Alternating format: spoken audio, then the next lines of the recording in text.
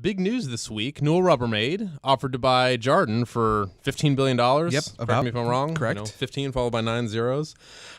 Real quick, just for our listeners that may or may not be aware of these two brands, can you provide us one with a history of the company and just kind of paint a brief picture of their recent performance? Yeah, so, we've had some pretty acquisitive shows recently. We had talked about the Keurig deal recently. You know what I think? I'm sorry to interrupt. No, go ahead. I think the Federal Reserve is about to increase interest rates a little bit, so everybody's like, oh, crap, that's about to go up. We need to buy stuff. Yeah, that's an ongoing trend, too. This has been a really big year overall for M&A deals, and I guess, as a result, we've had the opportunity to talk about some of these really, really nice size buyouts, for mergers sure, like this one. So this most recent one, as you mentioned, is between Newell Rubbermaid and Jarden. So to give you a little bit of history, because I think it's very interesting how these companies have approached and kind of grown into the businesses that they are today. So Martin Franklin, founder of Jarden, pretty young company in that he founded in 2001.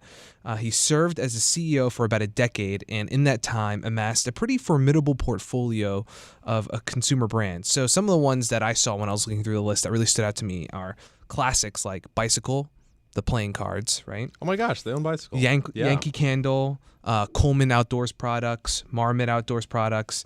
And just to give you an idea of how acquisitive this company has been, just in October, Jarden announced that they would be acquiring Jostens for $1.5 billion. Jostens being the provider of like class rings and yearbooks for schools. Take me back to high school, Vince.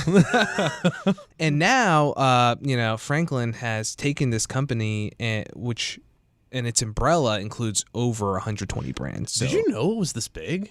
My eyebrows are popping here. I had no idea, but when I was looking through all these logos and the brands in their website, I was really surprised. Like, wow, I recognize quite a few of these. I did not know was all under this umbrella.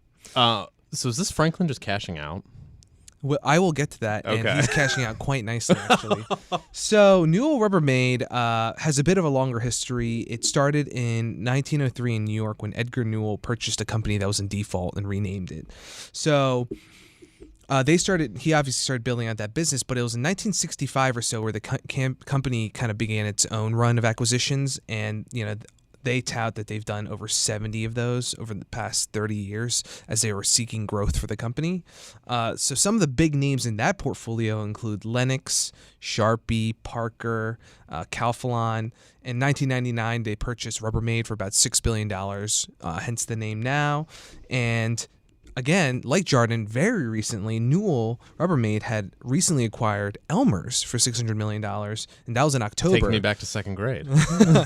So really big household names that they have in their portfolio. Definitely not just a plastic container company. Exactly. For sure. Exactly. So beyond, what Rubbermaid's known for. So in terms of the performance of these companies, their stocks recently, they've done very well. Both of them have done very well since the financial crisis. Jarden's up nearly 300% over the past 5 years. During that same period, top and bottom lines have grown at about a 10% CAGR. So nice, healthy growth.